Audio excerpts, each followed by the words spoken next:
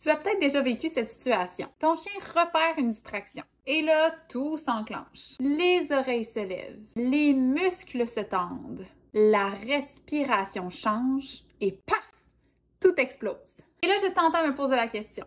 Oui, mais Maëlie, à quel moment est-ce que je dois intervenir pour que ça marche vraiment? Mon nom est Maëlie Richard, technicienne en santé animale et intervenante en comportement canin, et aujourd'hui, je t'explique les 3 phases clés d'action, soit prévention, récupération et interruption, mais surtout, je t'apprends comment faire pour savoir laquelle utiliser et à quel moment. Que tu aies un chien réactif ou tout simplement un chien excité et distrait parce qu'il l'entoure, avant même d'entreprendre quelconque session d'entraînement, tu dois tout d'abord comprendre les différentes zones de travail. Et par zone de travail, je parle alors de la zone verte, la zone jaune et la fameuse zone rouge. Ces zones qui permettent de savoir où est-ce que le chien se situe dans sa cascade émotionnelle.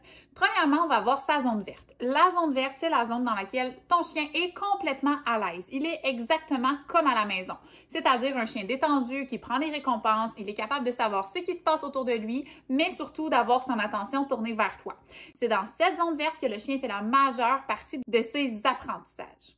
Ensuite, il va avoir la zone jaune. C'est une zone dans laquelle le chien commence à démontrer de légers signaux de stress. Tout dépendant de la résilience du chien et de ses facteurs de rebond lorsqu'il vit une émotion ou quelque chose de stressant, eh bien, il va y avoir beaucoup de chiens qui vont quand même être capables de faire de très beaux apprentissages dans cette zone quand même. Donc, on peut voir le début de quelques petits signaux de stress tout en étant capable de faire des petits progrès avec lui. Attention, ici, ce qui est important de comprendre, c'est que ce n'est pas la zone voulue 100% du temps, mais on peut se permettre parfois de dépasser de la zone verte vers la zone jaune très doucement pour permettre à notre chien de développer encore une fois sa résilience, mais aussi d'être capable de rebondir des événements stressants qu'il vivra dans sa vie. Et finalement, on va avoir la zone rouge qui est la zone de réaction, dans laquelle le chien explose. Il n'y a plus rien à faire. Il y a vraiment une vision tunnel sur la distraction et toi, ben, tu es juste là pour tenir l'autre bout de la laisse. Maintenant que tu connais les différentes zones, on va être capable de voir ensemble quoi faire et à quel moment pour prévenir les débordements d'excitation ou de réaction lors des sorties avec ton chien. La toute première étape est la prévention. C'est tout simplement l'art de désamorcer avant que le tout prenne en feu. Le but ici est d'agir avant même que ton chien démontre des signes de réaction.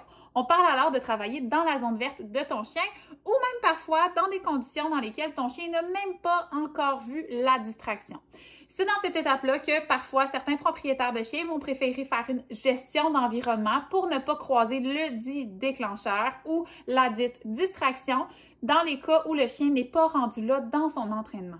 Et là, ici, on peut être dans la zone verte, mais parfois, pour certains chiens, dans le tout début de la zone jaune. On parle alors d'un chien qui vient tout juste d'apercevoir la distraction. Au niveau du langage corporel, ce qu'on pourrait remarquer serait les oreilles tournées vers la distraction, le regard vers la distraction encore une fois, le corps plus raide ou qui tend à se déplacer vers ce qui capte son attention, et ensuite une légère augmentation ou diminution de la respiration. Si tu réagis dans cette zone, tu as 90% des chances d'éviter la réaction. Ça peut être, par exemple, en ajoutant de la distance si ton chien n'est pas rendu là dans ses entraînements et que malheureusement le croisement est inévitable. Ou ce que tu pourrais choisir de faire, c'est de faire aussi l'exercice Look at That ou accroche-décroche que je t'explique justement dans une autre vidéo sur notre chaîne YouTube. Plus tu interviens tôt, plus c'est facile pour toi, mais aussi pour ton chien de gérer son émotion. Mais ce que j'aime surtout, c'est que ça évite à ton chien de vivre encore des expériences négatives.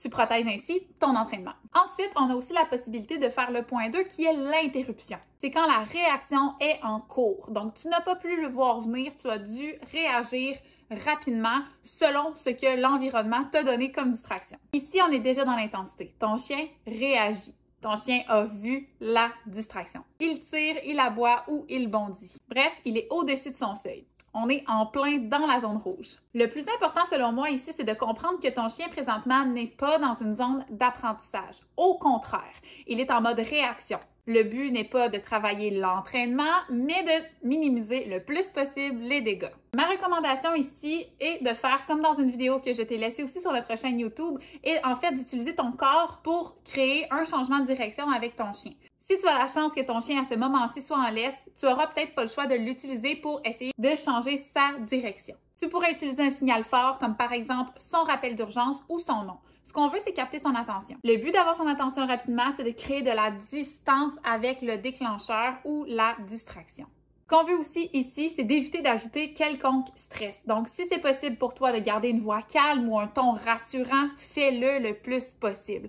Ça sert à rien de t'énerver. Ça va simplement stresser ton chien pour rien. Si tu as eu la chance de sortir avec de la nourriture sur toi, eh bien, n'oublie pas de remplir ta main de récompenses très appétantes, de la mettre au niveau du museau de ton chien pour le convaincre de décrocher et de revenir vers toi. Un point très important quand ton chien se retrouve dans cette zone, c'est que si au fil des entraînements, tu réalises que tu te retrouves dans cette zone ou face à ces situations très souvent, eh bien, c'est potentiellement que tes entraînements sont beaucoup trop difficiles pour lui et que malheureusement, le travail en amont est présentement insuffisant ou tout simplement inadapté pour ton chien. L'interruption ne remplacera jamais l'entraînement hors de son seuil. Et ensuite, on va avoir la phase 3 qui est la récupération. C'est normal pour un chien de rester très haut en excitation après avoir croisé un déclencheur ou une distraction qui a capté toute son énergie et qui l'a poussé dans sa zone rouge. Son taux de cortisol est élevé et c'est normal. C'est chimique ce qui se passe dans son corps et il ne contrôle pas tout ça. Mais ton devoir, c'est de l'aider à redescendre le plus rapidement possible pour pouvoir reprendre l'entraînement avec lui, mais aussi lui faire comprendre que ce qui vient de se passer n'est pas la fin du monde. Ce que tu peux faire ici, c'est de lui donner un moment hors des autres distractions pour le faire marcher, lui permettre de renifler au sol.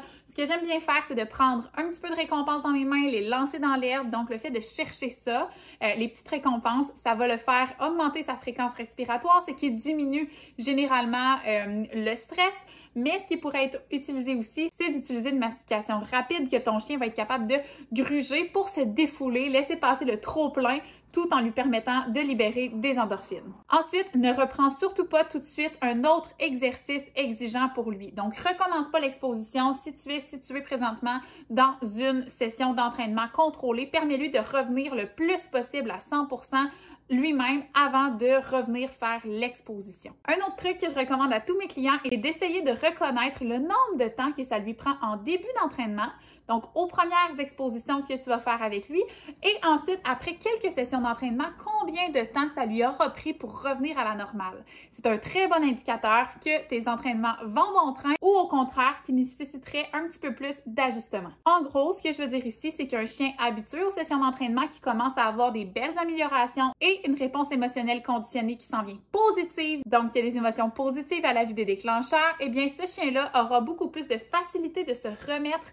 d'un événement stressant qu'un chien en début d'entraînement ou un chien qui n'a pas d'entraînement adapté à ses réactions. Savoir quand intervenir est tout aussi important que de savoir comment intervenir. La prévention reste le meilleur endroit pour réussir avec ton chien. L'interruption sert maintenant de filet de sécurité. Et ensuite, la phase de récupération évite que ton chien développe de plus en plus de stress face à ses futures situations. Je te donne un petit défi. Demain, quand tu vas sortir ton chien, essaie de remarquer dans quelle phase tu te situes le plus souvent. Tu pourras donc remarquer que juste en changeant ton timing, tu vas être en mesure de changer de zone et justement être capable d'améliorer tes entraînements avec lui. Pour en savoir plus, abonne-toi à notre chaîne YouTube.